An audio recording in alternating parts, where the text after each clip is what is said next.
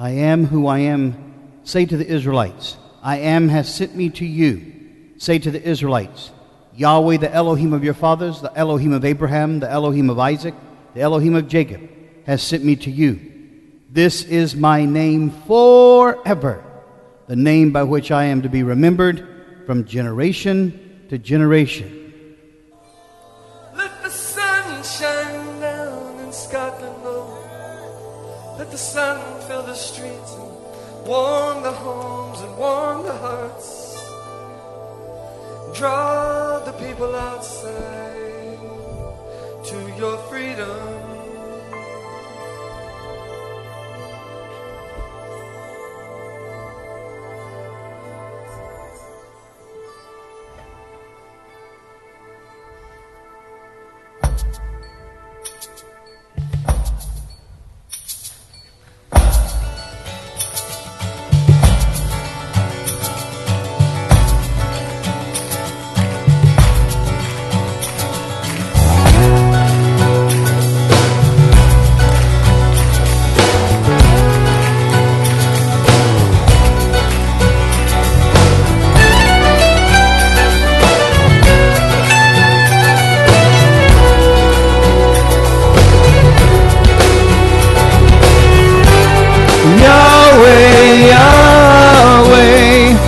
Come to your beloved Israel. Yahweh, Yahweh, come and dance with her again. Oh, Yahweh, Yahweh, come and make of both of us in one new land. Yahweh.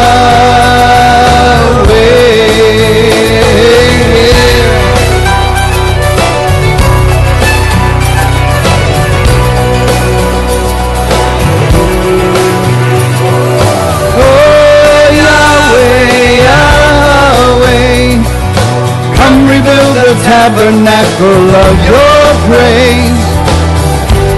Yahweh, Yahweh, Son of David, take your place. Oh, Yahweh, Yahweh, let us see the beauty of the Lord today. Yahweh,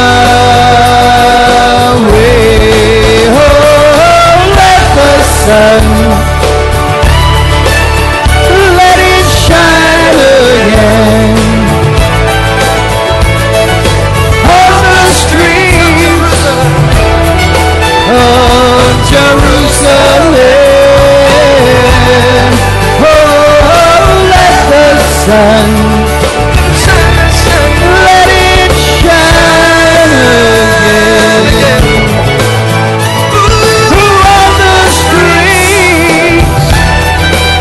Of Jerusalem.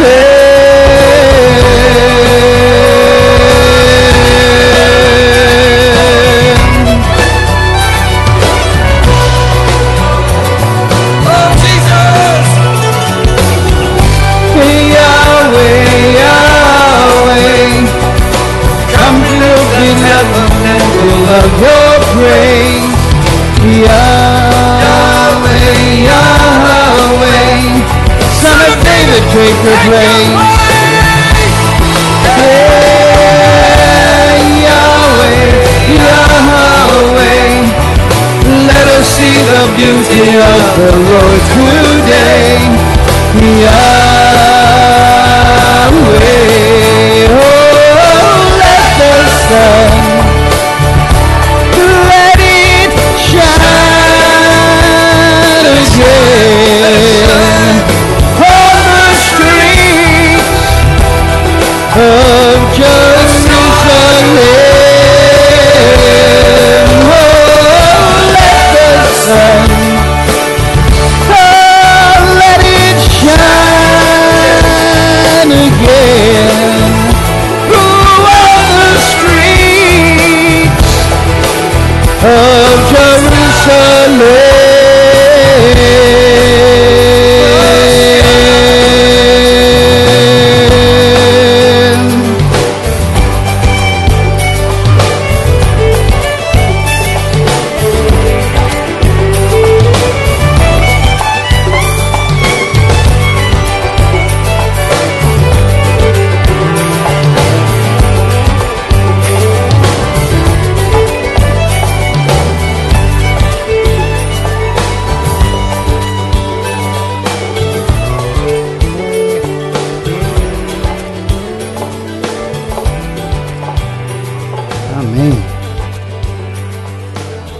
Hear us, O shepherd of Israel, you who lead Joseph like a flock, you who sit enthroned between the cherubim. Shine forth before Ephraim, Benjamin, and Manasseh. Awaken your might, come and save us. Restore us, O Elohim. Make your face shine upon us, that we may be saved. Let your hand rest on the one at your right hand, the Son of Man you've raised up for yourself. And then we will not turn away from you. Revive us, and we will call upon your name. Restore us, O Yahweh Almighty. Make your face shine upon us, that we might be saved.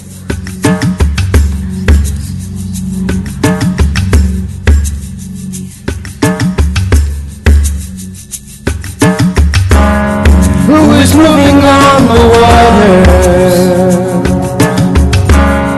Who is holding up the moon? Who is peeling back the darkness with the burning light of noon? Who is standing on the mountains? Who is on the earth below? And who is bigger than the heavens, but still the lover of my soul, yeah. Creator Yahweh, Yahweh, the great I am, He is Yahweh. The Lord of all, He is Yahweh. Rose of Sharon, He is Yahweh. The righteous Son, He is Yahweh. The Icon One, He is Yahweh. Who is He that makes me happy? Who is He that gives me peace? Who is He that brings me comfort and turns the bitter into sweet? Who is stirring up my passion? Who is rising up in me? And who is filling up my hunger with everything I need?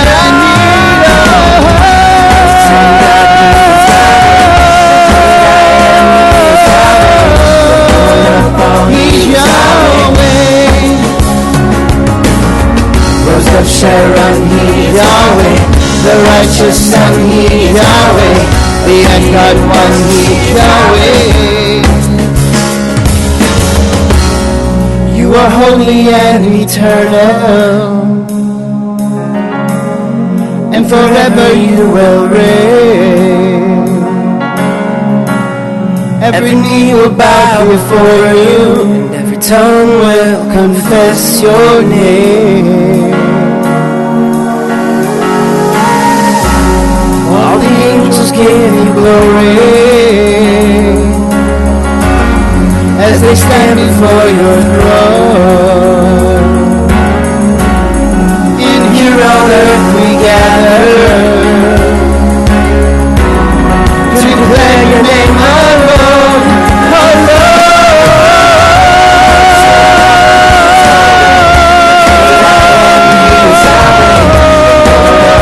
He's Yahweh. Rose of Sharon, He is Yahweh. The righteous Son, He is Yahweh. The Icon One, He is Yahweh. Creator God, He is Yahweh. The great I am, He is Yahweh. The Lord of all, He is Yahweh. Rose of Sharon, He is Yahweh. The righteous Son, He is Yahweh. The Icon One, He is Yahweh.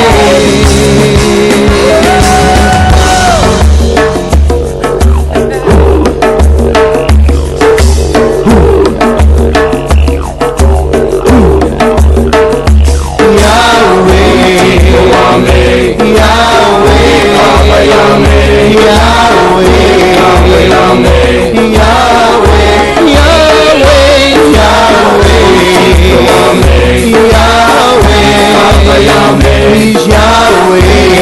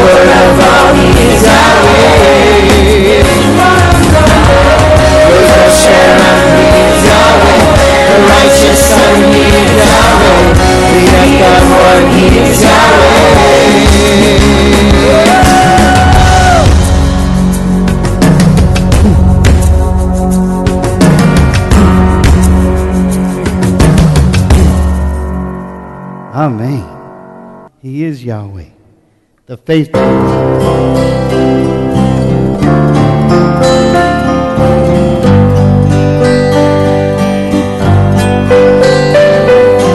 Yahweh's love will last forever. His faithfulness till the end of time. Yahweh is a loving Yahweh,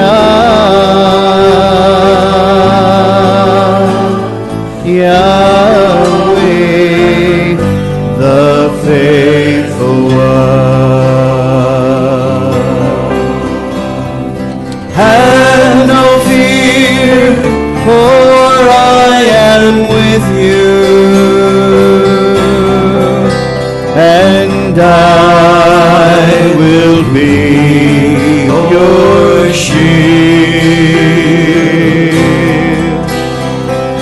Go now and leave your homeland, for I will give you a home. Yahweh's love will last forever. His faithfulness till the end of time.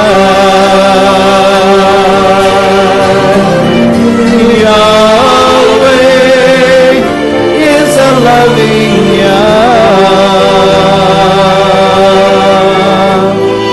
Yahweh, the faithful one. You shall be my chosen people, and I will be your God. I will bless your name forever, and keep you from all harm. For Yahweh's love will last forever.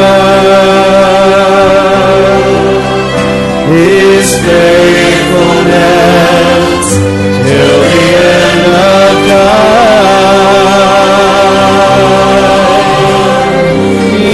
Yahweh is a loving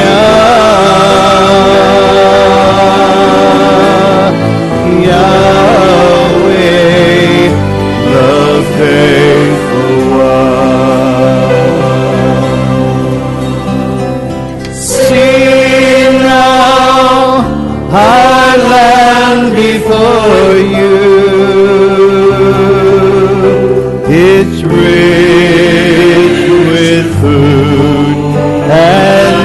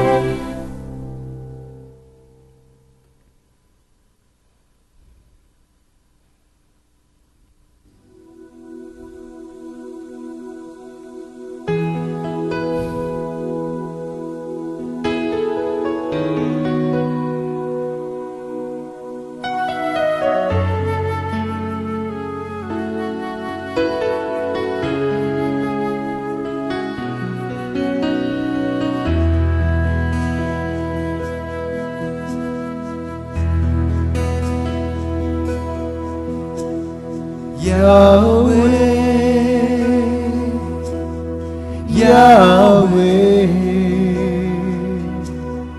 Ancient One, yet you're here today. Ageless One, you are the changeless One, showing love to all generations. So show us your glory. Show us your glory, oh Lord. Let your goodness pass before us, right before our eyes,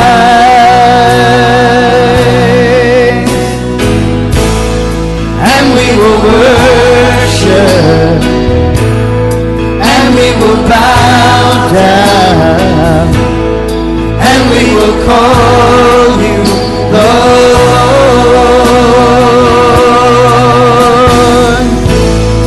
and we will kneel before the Maker of the universe, and we will call you Lord. Yahweh, Yahweh, faithful one, you have shown us the way through your Son, through the years, through all our lives. You have shown you are faithful to the end.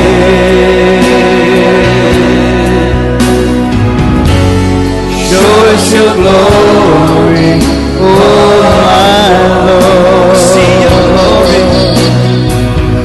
Let your goodness pass before us, right before our eyes,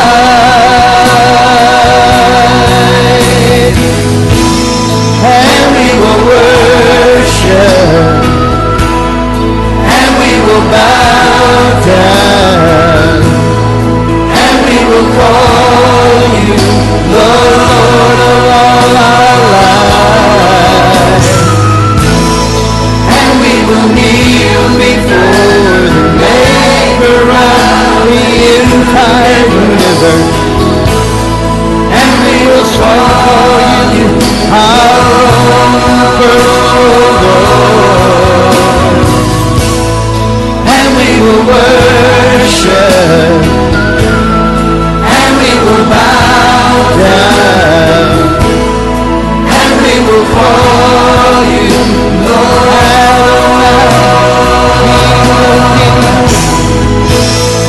and we will kneel before the Maker of the entire universe, and we will call you our Lord.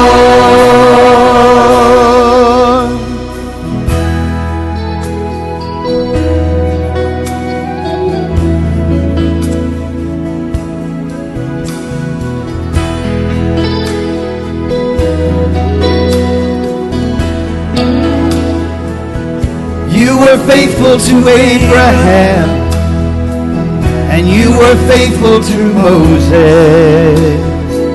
You were faithful to David, and you're faithful to us today. You've shown us your faithfulness through all generations. We open our eyes and see your glory and your beauty. We worship you, Yahweh.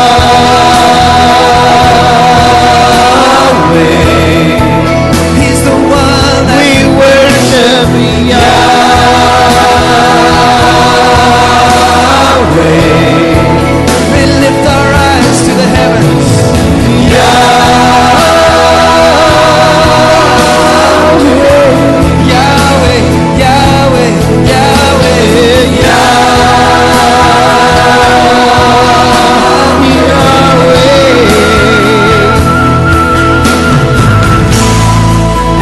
will worship.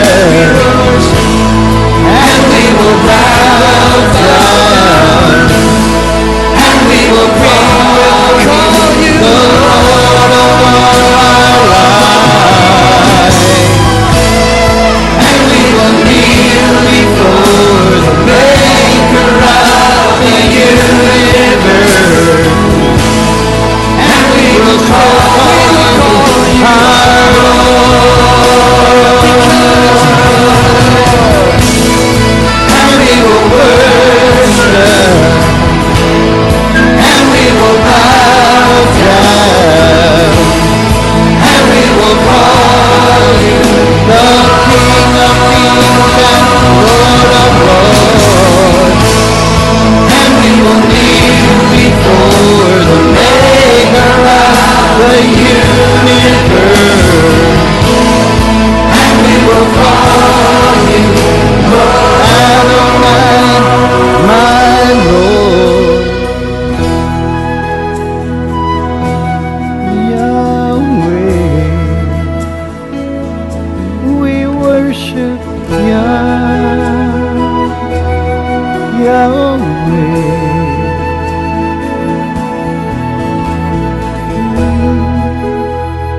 The days are coming, declares Yahweh, when I'll raise up to David a righteous branch, a king who will reign wisely and do what is right in his land. In his day Judah will be saved and Israel will live in safety. And this is the name by which you'll be called, Yahweh Zedeknu, Yahweh our righteousness.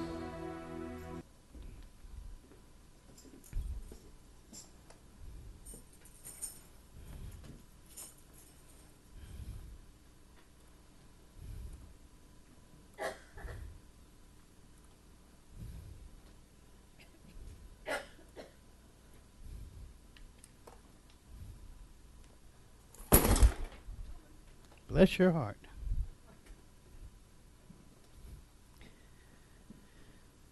Amen.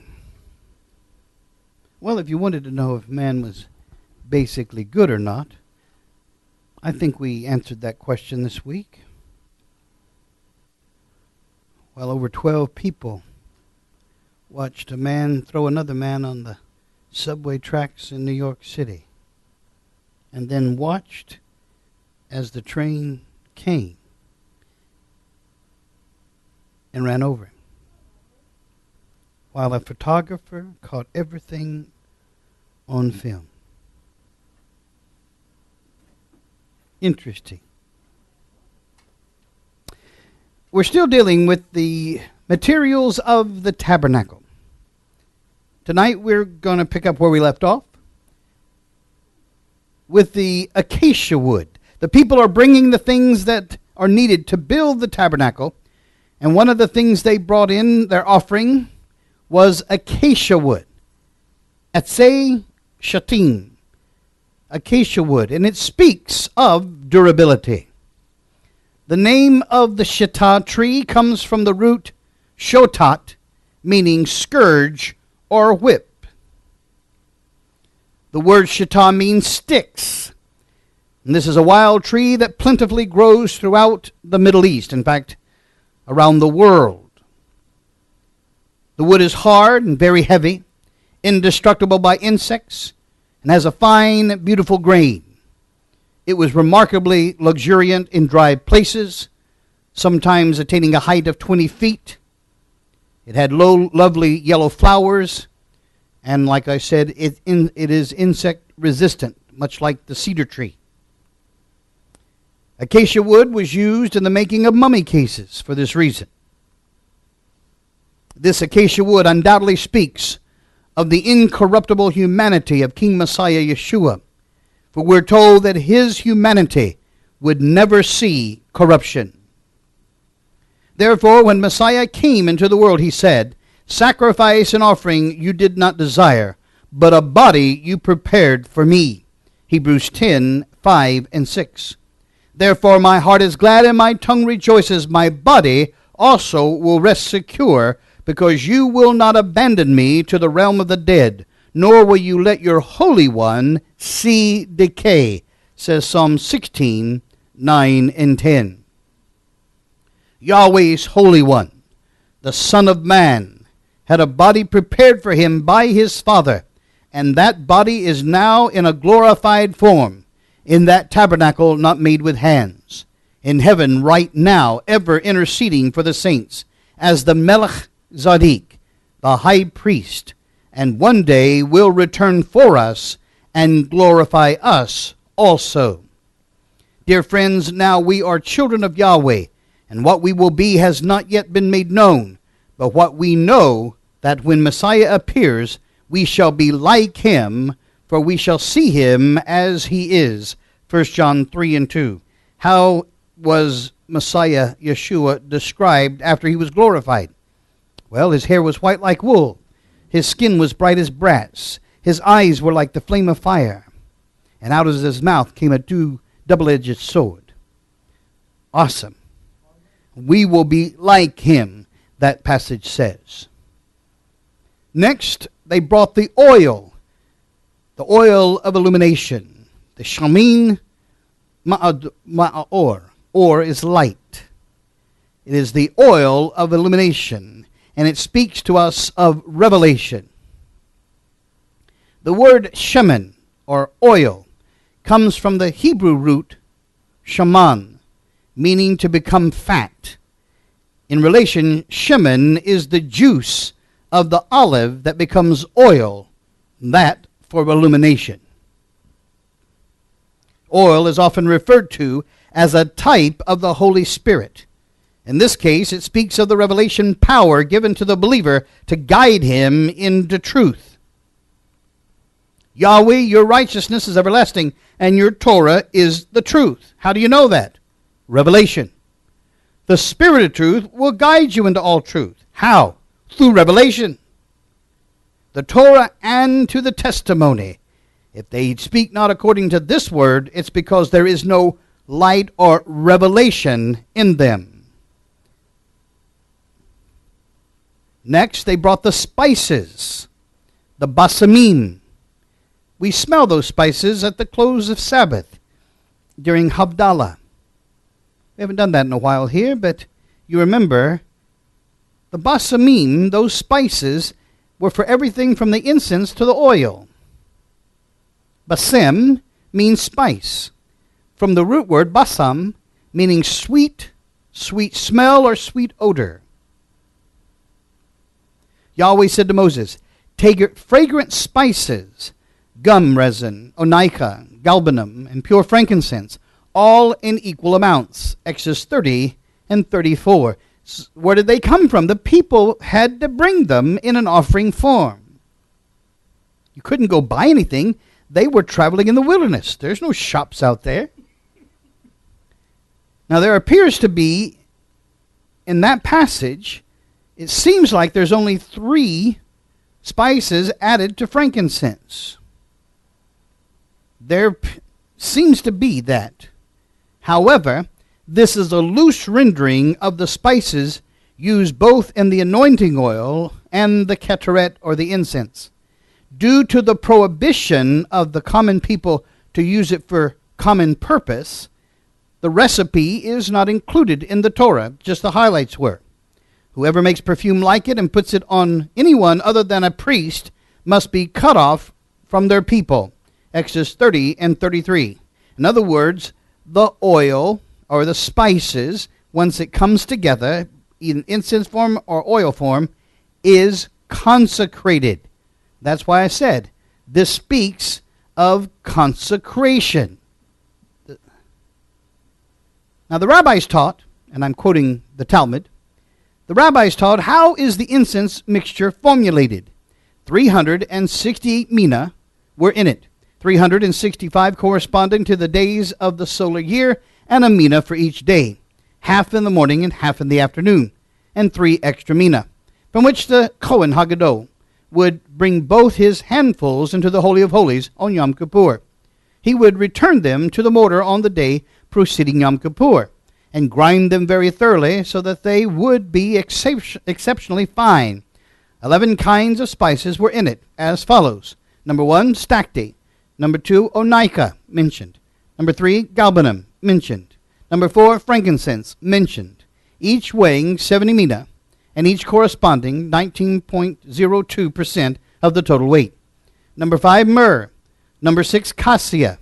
Number 7, spikenard. Number 8, saffron, each weighing 16 mina, and each corresponding to 4.35% of the total weight. Number 9, costus, 12 mina, corresponding to 3.26% of the total weight. Number 10, aromatic cinnamon bark, 3, comprising of 0.82% of the total weight. And then 11, cinnamon powder, corresponding to the 2.45% of the total weight. And the 9th one is kashina lye, and the 9th is cob, the costus wine, and the 3 sias of the 3 cob. If he has no cypress wine, he brings old white wine, Sodom salt, and a quarter cob, and a minute amount of ma'ale ashan, or a herb that causes it to rise, the smoke to rise. Rabbi Nathan of Babylon says, also a minute amount of Jordan amber. If he added honey, it's invalidated. If he deliberately omitted one of the spices, he was liable for the death penalty. Rabbi Shimon ben Gamaliel says, the stacte is nothing more than the sap that drips from the branches of the balsam tree. Why was kashina lye brought? To refine the onycha, that it be pleasant. Why was cypress wine brought? To steep the onycha, that it would be pungent. While urine, or ma ragalim, was also suited for this, nevertheless one did not bring urine into the temple out of respect. End of quote. The Talmud. So the Ketoret consisted of the precise mixture of 11 holy spices: balsam, clove, galbanum, frankincense, myrrh, cassia, spikenard, saffron, costus, aromatic, cinnamon bark, and regular powdered cinnamon. The 12th bowl consisted of kashana wine, cypress wine, or kashana lye, and cypress wine, Sodom salt, smoke-producing herb, as I said, and Jordan amber, used to treat the 11 spices. They were not part of the Ketoret per se. Yahweh said to Moses, take fragrant spices, gum, resin, onycha, and galbanum, and pure frankincense, all in equal amounts, and make a fragrant blend of incense. The work of a perfumer, as you saw just there in the Talmud, it took a perfumer to do all the things that were requested. It is to be salted and pure, and sacred grind some of it into powder and place it in front of the testimony in the tabernacle of the meeting, where I will meet with you. It shall be most holy to you. In other words, it's consecrated. Do not make any incense with this formula for yourselves. Consider it kadosh. Consider it holy to Yahweh. Exodus 30, 34 through 37. Follow Yahweh's example, therefore, as dearly loved children, and walk in the way of love, just as Messiah loved us and gave himself up for us as a fragrant offering, as ketoret, and sacrifice to Yahweh. Ephesians 5, 1 and 2. If you don't understand what the ketoret is, you don't even understand that passage. For we are to Yahweh the pleasing aroma of Messiah among those who are being saved and those who are perishing. To the one we are an aroma that brings death, to the other an aroma that brings life, and who is equal to such a task. It says 2 Corinthians 2, 15 through 16. So as consecrated people, we, as we pray unto Yahweh, we're making sacrifices of worship to him, and it's considered like the ketoret. Next, they brought precious stones. For the first time in life, Yahweh gave to man the ability to facet stones so that they would reflect light like fire. That's why they're called the fiery stones. When a girl gets a new diamond, she'll just sit there and stare at it. Why? Because it speaks of love. With every flicker and flame of that light, it tells her that someone loves her, and she is hoping that that love is as durable as a diamond. So the stones speak of value. Avane, stones speak of value. Afflicted city, lashed by storms and not comforted, I will rebuild you with stones of onyx, your foundation with lapis lazuli. I will make your battlements of rubies, your gates of sparkling jewels, and all your walls of precious stones. All your children will be taught by Yahweh, and great will be their peace. Says Isaiah 54, 11 through 13. That's literally going to be made true. When New Jerusalem comes down, we see those stones as the foundation of the holy Jerusalem. Whenever Aharon enters the holy place, he will bear the names of the sons of Israel over his heart on the breastplate or the hoshin of decision, as a continuing memorial before Yahweh. This too will place the Urim and the Tumimim in the breastplate.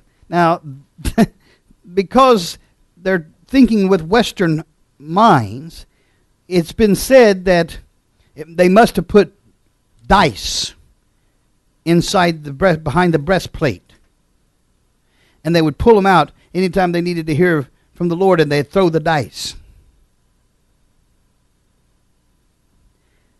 Quit thinking like Western people. What did it say? It said that in the stones place the Urim and Tumimim in the breastplate, in Aharon's heart whenever he enters the presence of Yahweh. Thus Aharon will always bear the means of making a decision for the Israelites over his heart before Yahweh. So, what is this? What does Urim and Tumimim mean?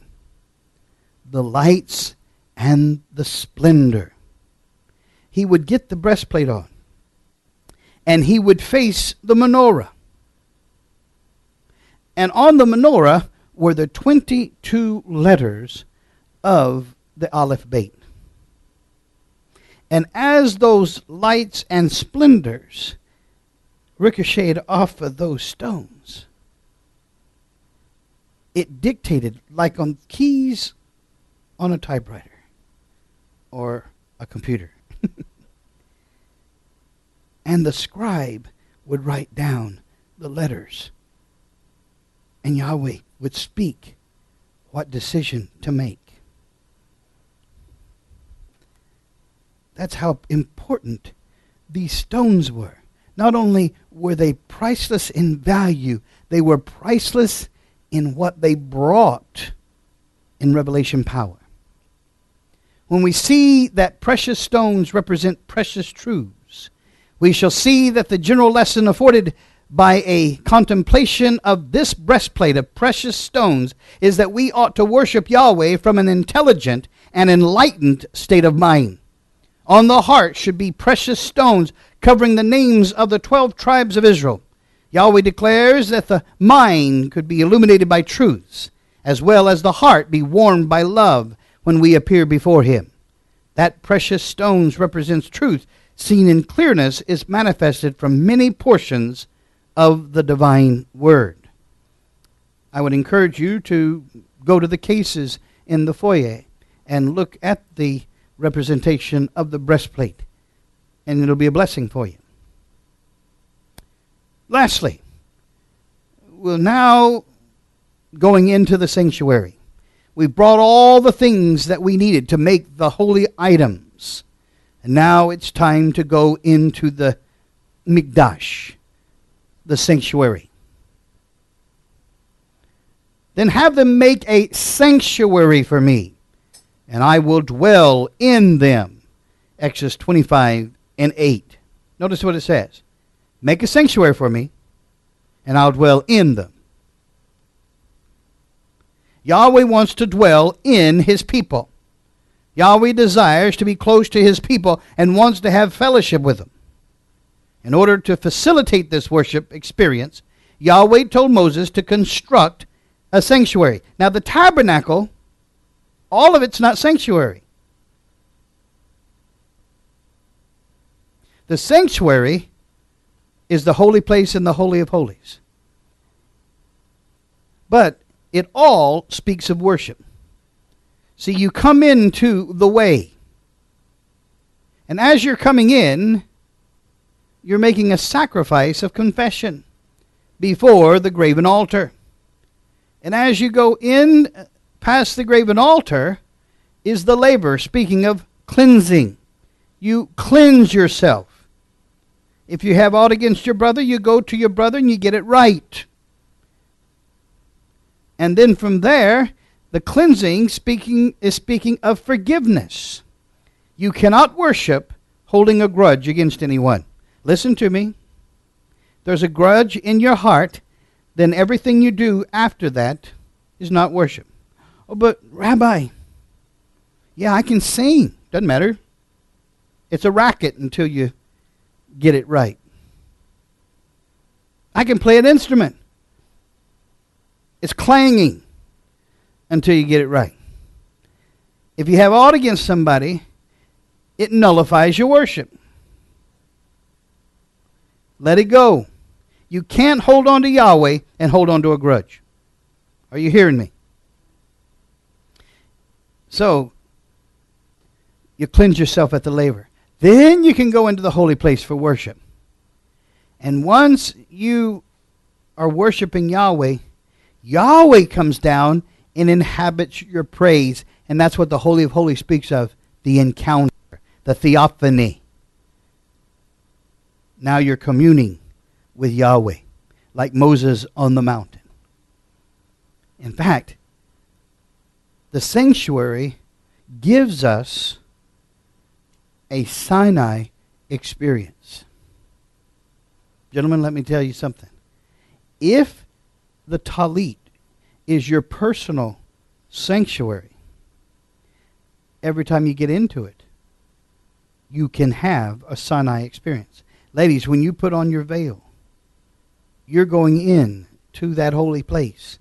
You can have a Sinai experience. This facilitates worship, the sanctuary. You will bring them in and plant them in the mountain of your inheritance, in the place, O Yahweh, which you have made for your own dwelling, the sanctuary, O Yahweh, which your hands have established, says Exodus 15 and 17. Rabbi Shanal Zalman of Ladi, who lived from 1745 to 1813, he said this, and I quote, "A place to dwell in them means make a home for Elohim in the material world. Elohim is already our material world, but Elohim can be in the world without being at home in it. Being at home means being in a place receptive to your presence, a place devoted to serving your needs and desires. It means being in a place where you are your true private self, as opposed to your public self that you assume in other environments. The material world, in its natural state, has an intrinsic egotism. The stone, the tree, the animal, the human, all proclaim, I am. So to make our world a home for Elohim, we must transform its very nature. Every time we take a material object or resource and enlist it in the service of our Elohim, we are affecting such a transformation. When we take a piece of leather and make tefillin, or give a dollar bill to charity, or employ our minds to study Torah, we're transforming a self-oriented material object to something greater than itself, to a spiritual purpose. Elohim could have created a spiritual world, but Elohim prefers to give us the job of transforming the world from material to spiritual. End of quote. So all of those offerings, those materials that the people gave, and Bezalel and Oholiab are fashioning into the furniture and emblems as well as the sanctuary itself. They're transforming it from material to spiritual. The word of Yahweh came to Solomon. As for this temple you're building, if you follow my decrees, and observe all my laws, and keep all my commands, and obey them, I will fulfill through you the promise I gave to David your father. And I will live among the Israelites, and will not abandon my people Israel. 1 Kings 6, 11 through 13. I was listening to a minister the other day as I was traveling. And he said, the Heavenly Father doesn't care about your obedience. He only cares about your love. And I thought to myself, wait a minute. That sounds good, doesn't it? Sounds rosy, doesn't it? But let me tell you something. You can't have love without obedience. There's many a person has left a marriage walking out the door saying, I love you, but I'm not in love with you. Have you ever heard that? What a lie. What a sorry, sorry lie. You either love or you didn't love. Love never fails. I said, love never fails. And love keeps a promise. So, when it says you can have love without obedience, wait a minute, Yahweh said, if you love me, you keep my commandments. See, obedience isn't love. Obedience is the fruit of love. Are you listening? So, here, Yahweh says, love me with all your heart, soul, and mind, and keep my commandments. If you'll do it, I'll live amongst you, and I'll never abandon you. The church says that Yahweh abandoned Israel because Israel broke his commandments. But Rabbi Shaul, that the world knows as Paul, said, wait a minute, let's see. Did Yahweh abandon his people? Romans 11, Yahweh forbid. He did not abandon his people whom he foreknew. Before the foundation of the world, he knew Israel. He selected Israel. Not because Israel was the most numerous of all people, but because they were the most humble of people. Why were they humble? Because they were constantly humiliated. All they had was Yahweh. From time to time, they committed adultery. Did Yahweh throw away Israel because she committed adultery? No, he knew what she was like when he picked her up out of the field and wiped the blood off of her and put clothes on her and brought her into his house, not as his child, but as his lover. He raised her as his lover. So, he will not abandon us. He says, in fact, we will remember him and will return to him. He's waiting for us to come home, isn't he? The Midrash Rabbah, to the biblical words, and I shall dwell among them, links our verse to the prophecy of Jeremiah. Mend your ways and your deeds, and I will cause you to dwell in this palace. Jeremiah 7:3. I will put my dwelling place among you, and I will not abhor you. I will walk among you and be your Elohim, and you will be my people. Leviticus 26:11-12. What agreement is there between the temple of Yahweh and idols? For we are the temple of the living Elohim. As Yahweh has said, I will live with them and walk among them. I will be their Elohim, and they'll be my people. See how important all of this is. Next, the pattern itself, the tabnit. This pattern had to be kept perfectly. Make this tabernacle and all of its furnishings exactly like the pattern I will show you. Exodus 25:8. Yahweh did not leave the construction of this sanctuary up to chance, but he gave Moses a model to pattern the earthly sanctuary after. Every aspect of the earthly tabernacle was to be a microcosm of the heavenly palace and be worthy of Yahweh's presence, the Shekinah. Everything about it was to inspire a sense of awe and reverence. After all, this was the dwelling place of the Creator of the universe. Yahweh had Moses build the tabernacle exactly like the pattern he showed him. The tabernacle was designed by Yahweh himself. Yahweh also told Moses what to do with each item, or how to worship him with each item. Nothing of the tabernacle was made by man. It all came from Yahweh.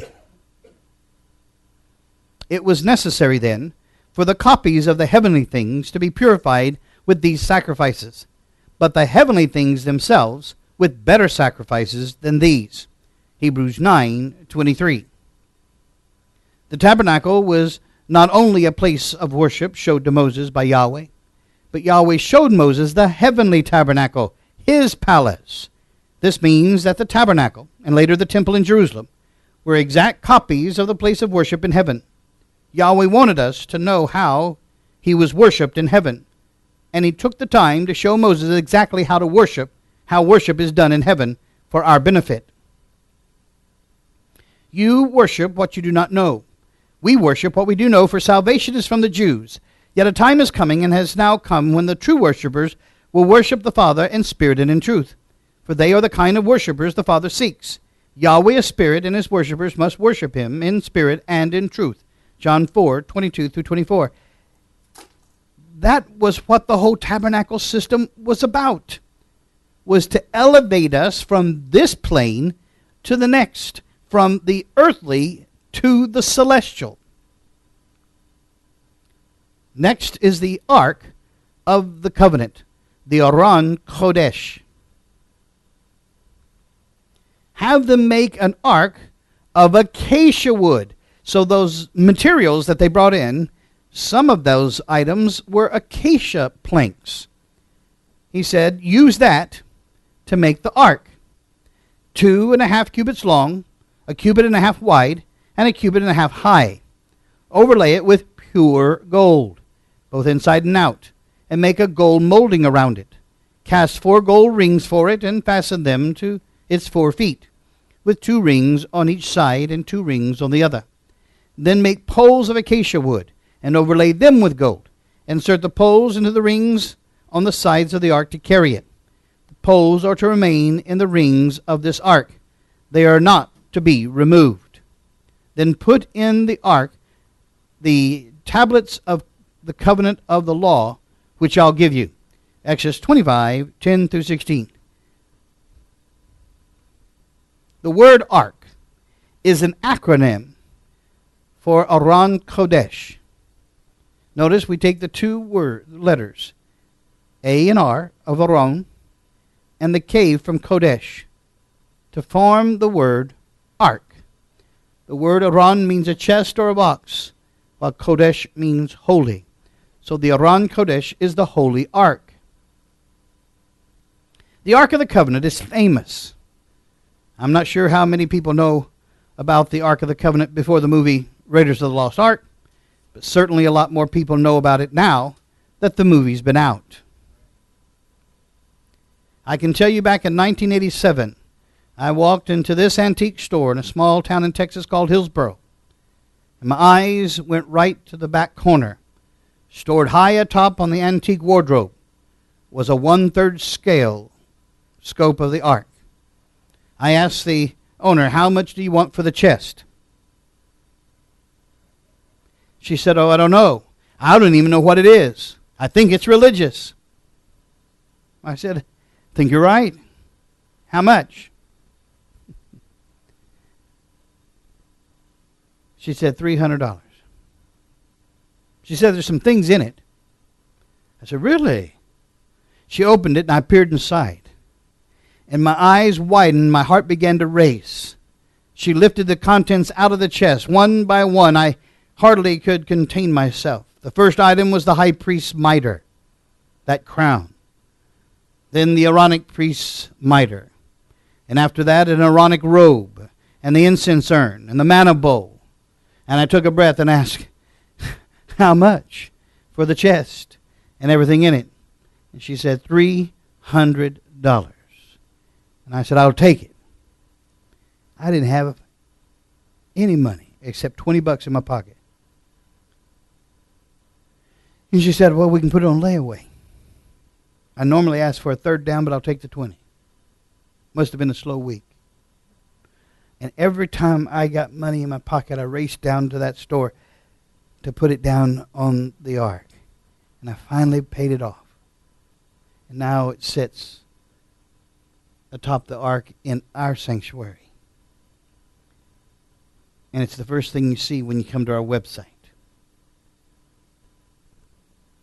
The original ark was made by Bezalel as instructed by the Spirit of truth and housed in the tabernacle throughout the 40 years in the wilderness of preparation. Now notice what it says in the scripture. Then put in the ark the tablets or cubes of the covenant law, which I will give you. Now, what have you heard was in the ark? 10 Commandments? What else? Aaron's rod? What else? What else? Manabo? What else? Is that it? But what does the Word say? The Word says the cubes of the Torah, the law. That's all it contained. The solid sapphire cubes in which were written the 10 Commandments. Where was Aaron's rod?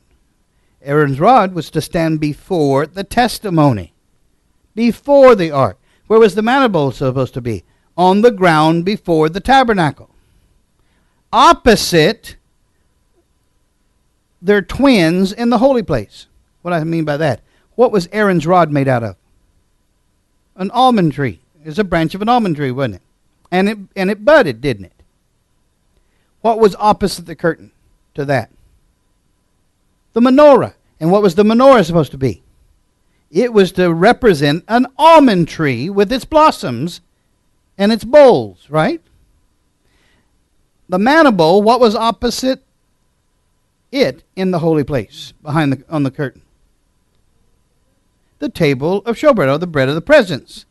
So they had their alter ego beyond the veil. The ark measured 2.5 cubits in length, 1.5 cubits wide, and 1.5 cubits in height, says Exodus 25:10.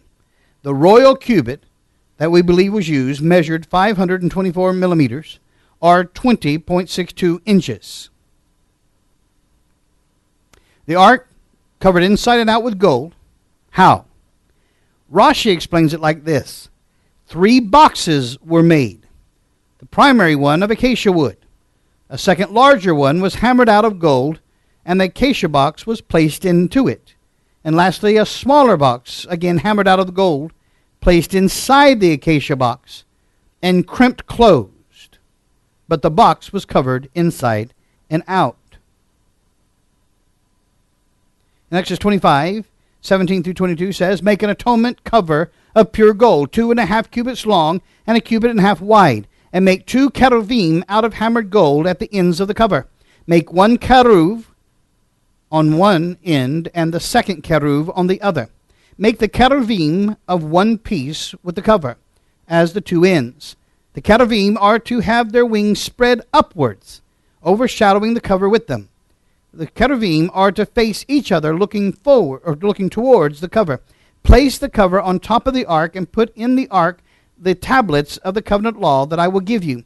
There above the cover between the cherubim or over the ark of the covenant law, I will meet with you and give you all my commands for the Israelites.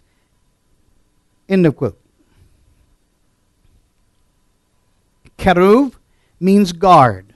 The cherubim are symbolic of the guards around Yahweh's throne. Why the lid of the ark, called the mercy seat? Why was it symbolic of the throne? Because that's what's in the Holy of Holies, in that tabernacle not made with hands, in the holy temple of Yahweh. Other passages in Scripture is treated as the throne of Yahweh on earth. Numbers 10:33-36 and 1 Samuel 4:3-4. I was in the Spirit, and there before me was a throne in heaven with someone sitting on it. And the one who sat there had the appearance of jasper and ruby. A rainbow that shined like an emerald encircled the throne. In the center around the throne were 4 living creatures, and they were covered their eyes in front and in back. The first living creature was like a lion. The second was like an ox. The third had the face of a man. The fourth was like a flying eagle. Each of the 4 living creatures had 6 wings and was covered with eyes all around, even under its wings. Revelations 4:2-8. These are the living creatures I had seen beneath the Elohim of Israel by the Kibar River. And I realized that they were cherubim. Each had 4 faces and 4 wings, and under their wings was what looked like human hands. Their faces had the same appearance as those I had seen by Kibar River. Each one went straight ahead.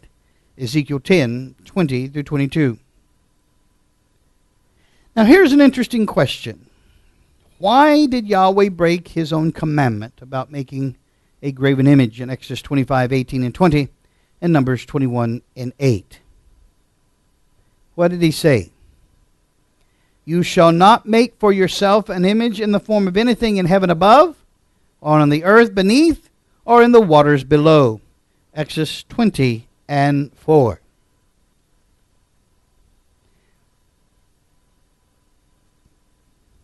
Where did the cherubim, where did they live? In the heavens above, right? So why is Yahweh telling us to make these images? Seems like we're breaking the prohibition, doesn't it? Excuse me? Does it seem like it? I know you're saying no, but it does seem like it. He said, don't make an image, and you're making one. Yes, it does seem like you're breaking the commandment. So why is it allowed? That's the answer, not the shaking of a head that you have no idea what you're saying. Why would you say that that is not the case? It seems to be the case, but we've got to find out more about it. He didn't break the commandment.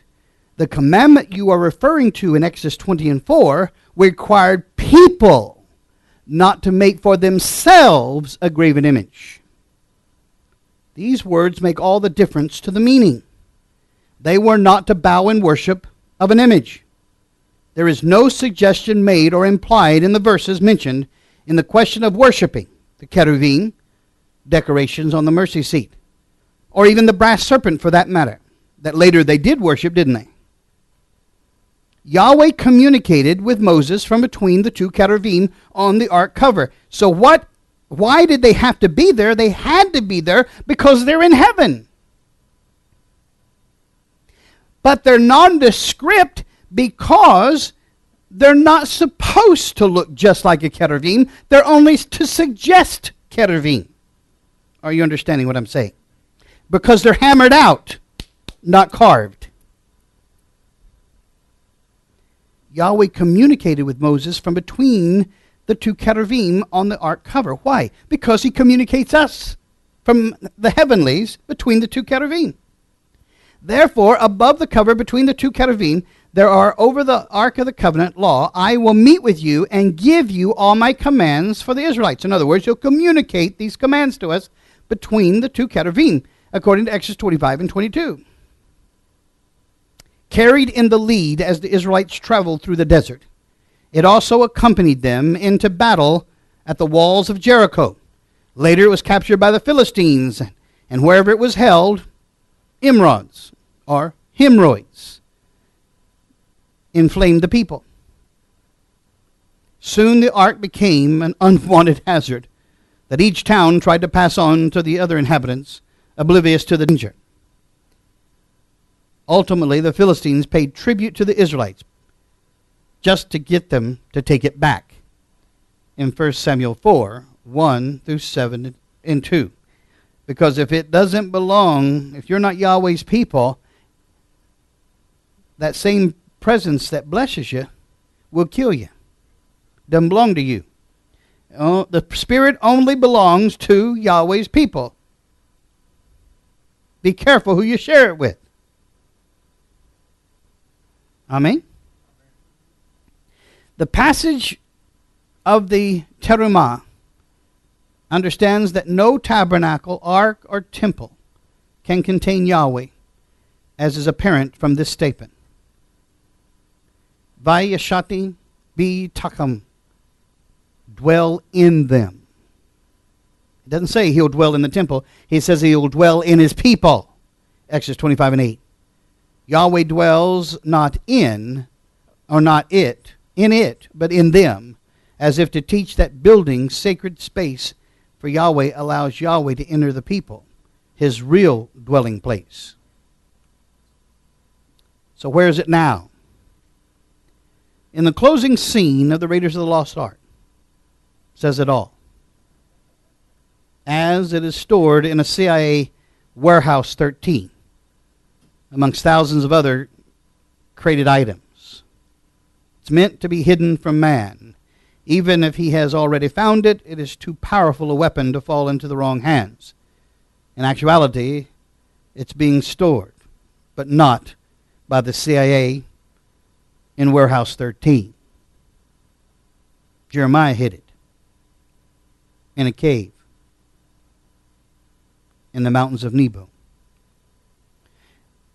It was also contained in the same writing how the prophet Jeremiah, being warned by Elohim, commanded that the tabernacle and the ark should accompany them, till he came forth to the mountain where Moses went up and saw the inheritance of Elohim, in other words, Mount Nebo.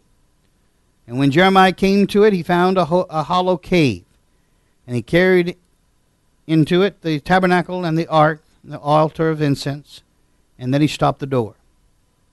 Then some of them that followed him came up to mark the way, but they could not find it. And when Jeremiah perceived it, he blamed them by saying, the place shall be unknown until Elohim gathers together the congregation of the people and receive them to mercy. 2 Maccabees 2, 4 through 6. So we'll not find the Ark of the Covenant until Yahweh regathers the lost sheep of the house of Israel. That's why Yeshua kept saying, that's my ministry, to gather the lost sheep of the house of Israel. Then the restoration of all things begins. Ultimately, the ark will give way to the real throne. Return, faithless people, declares Yahweh, for I am your husband. I will choose you, one from a town, two from a clan, and bring you to Sion. And then I will give you shepherds after my own heart, who will lead you with knowledge and understanding. In those days, when your numbers have increased greatly in the land, declares Yahweh, people will no longer say the ark of the covenant of Yahweh. It will never enter their mind or be remembered. It will not be missed, nor will another one be made. That time they will call Jerusalem the throne of Yahweh. And all nations will gather in Jerusalem to honor the name of Yahweh. No longer will they follow the stubbornness of their own evil hearts.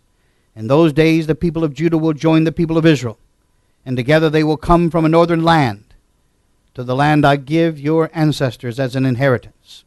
Jeremiah 3, 14 through 18. So at the close, when all of this thing is happening, we'll have the Ark of the Covenant until the throne sits in Jerusalem.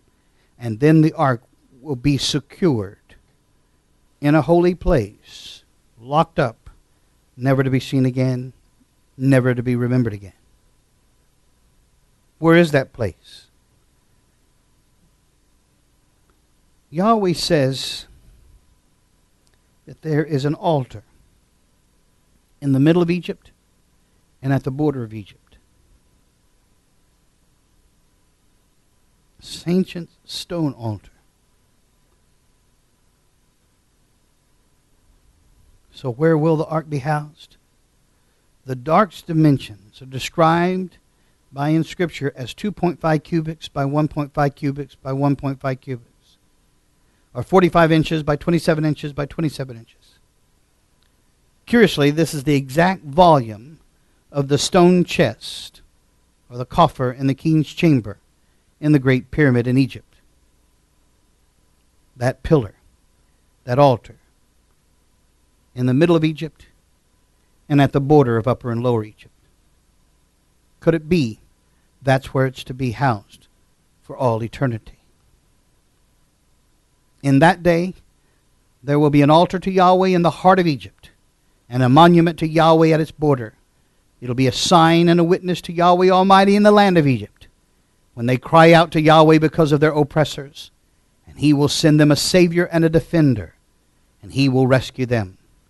Isaiah 19, 19 through 20. That's my message.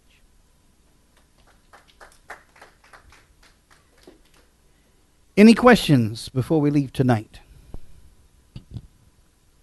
You have one. Here's Sister Donna. Oh, materials part 2. That's good.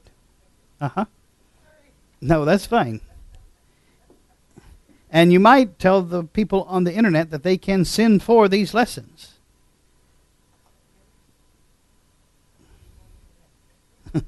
type that in there. Okay. Any other questions? Any other statements? Now, some of you have gone through some tabernacle studies. This is going to be a more in-depth study than you're used to. We're going to see, for instance, the incense. It wasn't clearly understood what the incense was by the Christian world. But we do know, because of our affiliation with Reuben Prager, more about the incense than we knew before, and about the anointing oil and so on and so forth. And we're going to know a little bit more about the priestly garments. We already know about the tchelet and the crimson, and so on and so forth. So we'll go into even deeper. Now, what we've done so far is we've hit the highlights of the materials. We're now going to pull back some more of the layers of the meat of the tabernacle.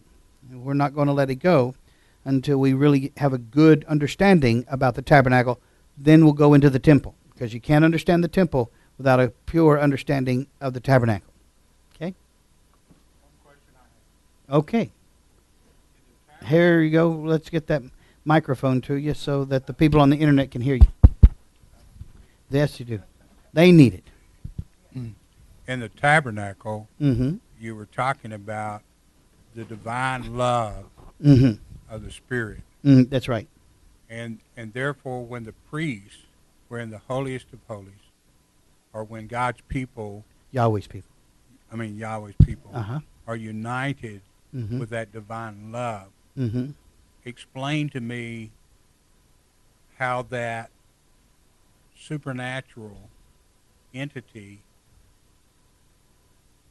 intertwines with the natural, along with the supernatural coming through the Ark of the Covenant.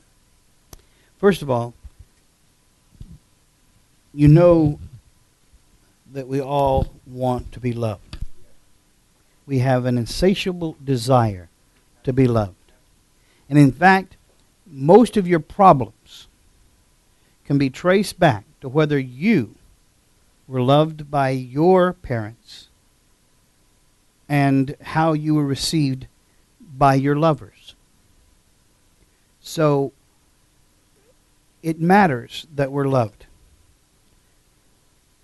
But we generally look for love in all the wrong places. Yahweh is love. So no one that's not serving Yahweh can love. They can have affection. They can have an animalistic desire to mate. But generally, their affection and their mating makes you a victim. You end up being used. When somebody said, I just want to make love to you. No, you don't. You want to masturbate using me as the tool. Why do I say that? Because there's only you involved. You're just using the other person. But you're not incorporating them in to the act. So, in this situation, love can only come from Yahweh. That's why he said to the woman, may all your affections be to your man. And that's understood vice versa. But they couldn't love each other without loving Yahweh first. Walking with him in the cool of the day. He showed them what love was. So, first of all, to be loved, you must be in the presence of Yahweh's people. How many people does it take to bring Yahweh's presence down? So when a man and a woman leaves their father and mother and cleaves unto each other, and they become one flesh, who made them one flesh? Yahweh came down, didn't he? And what Yahweh puts together, let no man put asunder. So when you are amongst a people that for a vocation rip apart couples that Yahweh had put together, what do you think that's going to do to the land? Curse it. Remember, Yahweh says that when you divorce, you're cursing the land. Is America cursed today? Well, we're cursed because you can have divorce wholesale. In other words, what I mean by that is it only takes one person to divorce. If the other person doesn't want to be divorced, too bad. It only takes one to divorce. Number two, we kill our babies. That brings, because the slaughter of the innocents brings another curse to the land. And we wonder why we're in a 7-year drought? I think it's high time to be in a drought. What do you think? I think Yahweh showed us too much mercy, but that's me. What did Billy Graham say one time? That Yahweh was going to have to apologize to Sodom and Gomorrah if he doesn't judge America. Certainly seems so, doesn't it? Now, back to your question. So, the Levites are operating in the outer courts. The Aaronics, also Levites, but now the direct family of Aaron, or Aharon, go into the sanctuary. What do you think happens in the sanctuary? First of all, they're in the concentrated presence of Yahweh. Now, I want you to see this. The people existed mainly beyond the outer court. They could come into the outer court for worship, but they existed mainly outside the outer court. The Levites existed mainly in the outer court. From the outer court, they were closer to the Holy Spirit's manifestation of the cloud, the pillar. But the Aaronics, they were a curtain away from the Shekinah, the intimate presence of Yahweh. But the high priest, once a year only, and only for a few minutes, got to go into the Holy of Holies, and he experienced heaven. For between the cherubim was a portal into the heavens. That tunnel, Becher Chai Roy, that well, that portal to the one who sees me.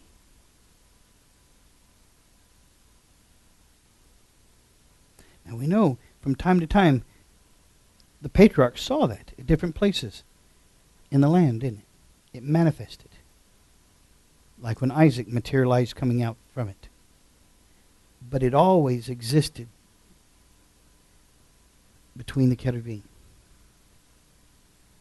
So each one felt a different amount of love. See, I think love we have a hard time with. Love's not affection, though love is affectionate. Love is not sex, though sex is involved in love. Love is not mating, though mating should come from love. All of these aspects. Worship. Now we normally reserve the word worship for religion. That's because we're superstitious about the word worship. I'll give you another word. That's the same word. It's a French word. Adore. You know what adore means? Worship. I adore her, which means I worship her. I've set her apart. She's holy unto me. That's the problem when marriage isn't holy. You mean reverent? No. I mean set apart. See, when you marry somebody, you're setting that person apart. No one else can have her. but we have an open marriage, then it's not holy because nobody's set apart. Everybody's common. Everybody's laying up with everybody else. Now you have just defiled the bedchamber.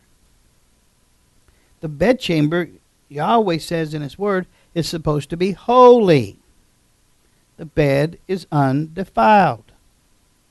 Are you listening to me? See, I'll give you a little